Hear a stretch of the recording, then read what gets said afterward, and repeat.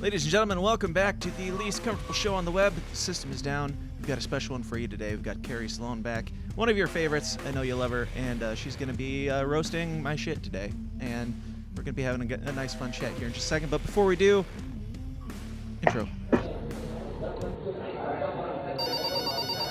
The following is a Goulash Media production. goulashmedia.net. Remember a simpler time when it was okay to be weird, have fun, and think for yourself? Well, those days are over. The art of conversation itself is dead. Sacrificed on the altar of divide and conquer and disguised as political correctness and spared feelings. I believe that unity can only come from truth, and that the only way to find truth is by exploring and embracing our valuable differences and having civil, open-minded, and uncomfortable discourse. Conspiracies, politics, religion, and all the taboo topics are mainly just praise you don't bring up around the Thanksgiving dinner table. We are here to literally change the world one uncomfortable conversation at a time. So if you're easily offended, put your big girl panties on and buckle up, Buttercup, because you chose to be here. I'm Dan Smots, you are the power, and this is The System is Down.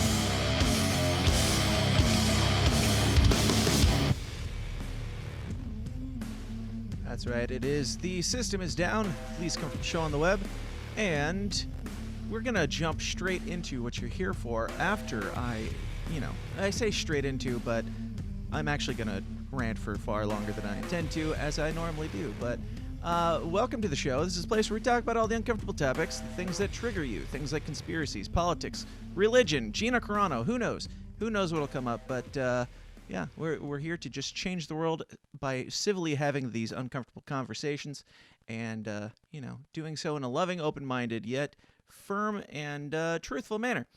So before we get into the conversation, I got to remind you guys about our sponsors. The first one being, of course, my producers, you guys. Fine folks in the Downers Club. We've got Andrew Sichling, Mark Clare, Craig DeCosta, Joe Kabinski, others. These folks here are the ones that keep the show growing and getting bigger and better and more beautiful every single week.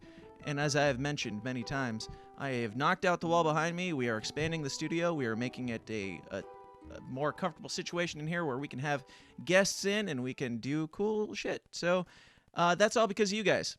If you want to support the show, if you want to get bonus episodes of the show every week, including all the bonus episodes that I've already done with Kerry and the one that we'll probably end up doing after this conversation, go check it out at patreon.com/The System is Down. And I think that's our only sponsor today.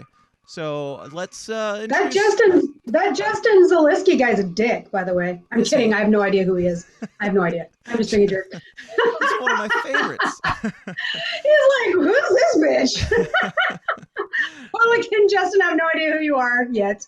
So welcome our lovely guest, one of my favorites because she speaks her mind and she has opinions that I value enough to do something as crazy as this, something that we've never done on the show before, something special. And before, well, free speech more important than your feelings. Ooh, very nice. Put those away. There's your public service message for the for the podcast today. It's stilettos and shotguns, right? I'm gonna keep trying to intro you, whether you like it or not. Marketing consultant, gun rights activist, and fabulous fashionista, Kerry Slone. How are you doing, dude? I'm good. Thanks for having me back. I had a blast last time I was here, and pretty sure I was going to get quite a bit of hate, but I didn't actually. And I have some people that have come into I do a lot of live streaming on Instagram, and I've had a bunch of people pop on there and be like, "Hey, we found you on Dan's show," and my wife started so we had to come following me on do a Instagram. follow up. My wife doesn't listen to my show, but she follows you on Instagram now because I was talking about you. That's awesome. Who's your wife? I'm going to have to follow your wife now. I don't even know what she is on Instagram. I'll tell her to shoot you a message or something. I don't use Instagram at all. I do that. I like Instagram. Instagram is like one of those. If Facebook and Pinterest had a baby, and the best features from all of them were to come together, then it's Instagram. I mean, obviously it's owned by Facebook now. So yeah, it's all Zuckerberg. So I stopped paying attention. I used it for a while, but I looked at it more in a negative old man way, and I was like, this is like Facebook, but without the good parts. Like, this is just images instead of conversations, and I like images, but what's the point if you can't like really converse with people? No, I agree, but Facebook has become a cesspool of, well, particularly my world, right? In the gun world is. Oh yeah. I I mean, mean, we're it's a not whole on other Facebook podcast. anymore. Like we got banned from Facebook. Oh, I'm After sure you did, but the shit I deal with on Facebook. Yep. So that's a different podcast, Dan. Amen. And I'm sure we'll do it. But what we're here for, and we've got a lot of these videos, so we can't waste too much time here with the pleasantries. Awesome. But for those that didn't catch the last episode that I did with Kerry, I don't remember what number it is. Go find it. Just look up her name. But we talked about a lot of things. We talked about the mask stuff, the Capitol stuff, all that stuff, and we brought up, I think it was in the bonus that we talked about the LP and their bad marketing. And you're somewhat of a marketing consultant yourself, right? Yeah. I've been I own a day spa and I'm a commercial real estate investor, and I used to teach women how to kind of basically problem solve, and I'm very much a solution person, not a problem person. Mm-hmm. So I would teach women how to get around things, how to market themselves, how to create opportunities out of nothing, and how to market those effectively. And so it is definitely a lane that I'm in. It's something I enjoy. Sure. Very much, and I like to pick stuff apart, not maliciously, although that might not be necessarily the case today. Like I said, but if you smoke or you drink, bring it, because I'm open. I want straight up honesty. This is a free consulting lesson. Nice. I am from the trailer park, so I just park. do my shit straight through I got candy corn right here, right? It's also 4:00 in the afternoon here, and it's still classified as day drinking. So, although at this point I realize that we also we've lost complete concept of weeks at this point still. Yeah. A year later, because 2 weeks to stop the spread. Yep. But is the way it is. So for any of your followers out there that are Nick Sarwark fans, I just destroyed him on Facebook, as a matter of fact, and having conversations the other day because he's an absolute dumbass. And his Trump derangement syndrome was through the roof, right? And another guy in our group that I met you in, he's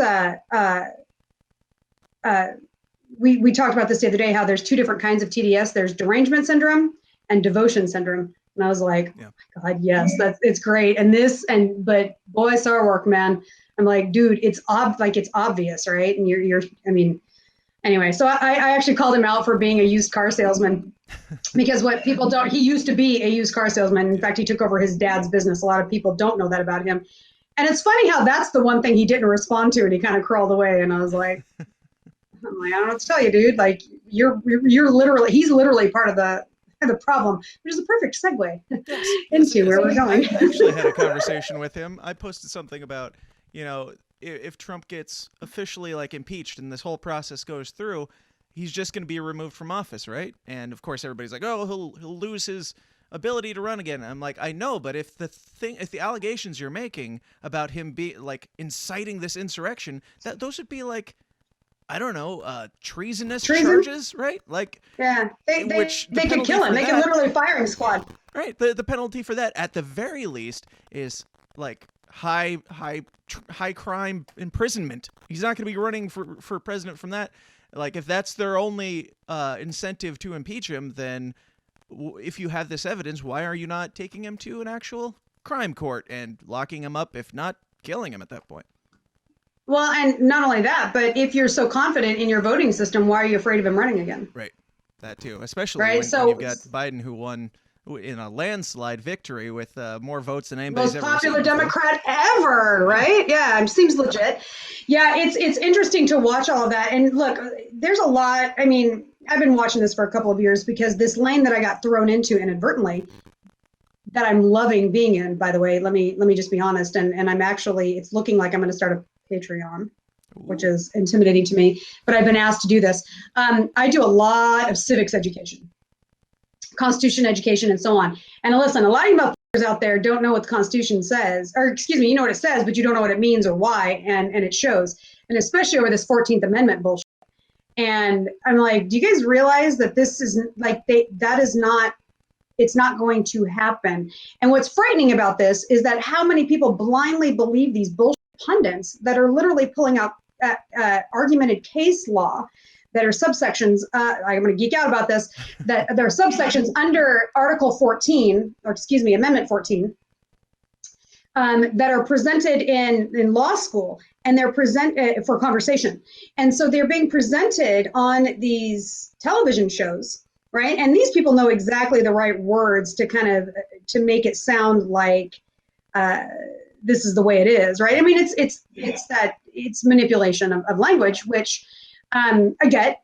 It's a propaganda technique, and it's brilliant. But how many people are so blindly willing to believe these people? And so when I got into it with somebody on Twitter about this. I don't usually get into arguments on people on Twitter too much because I'm kind of a dick, and I really don't put up with you seem so shocked. You're like my shocked face. So but when it comes to an opportunity, because other people read this stuff, so when it comes to an opportunity to educate people, even through these threads, that other people that are reading them, then I do that. And so it just ended with me posting literally the government's link to the United States Constitution, and said, here's your reference guide. Let me know if you have any questions. I'm just like stop using MSNBC and go right to the fucking source, you walnut. It's not that hard to do. I typically, we started doing this also since the last time you were here. We only play the first few minutes on YouTube, and then we kick out and go off to a platform that doesn't hate us and wants to have actual human conversations. And since we're like 20 swears in, I feel like now's a good time to leave YouTube so they can stop striking us. So we'll be right back after this.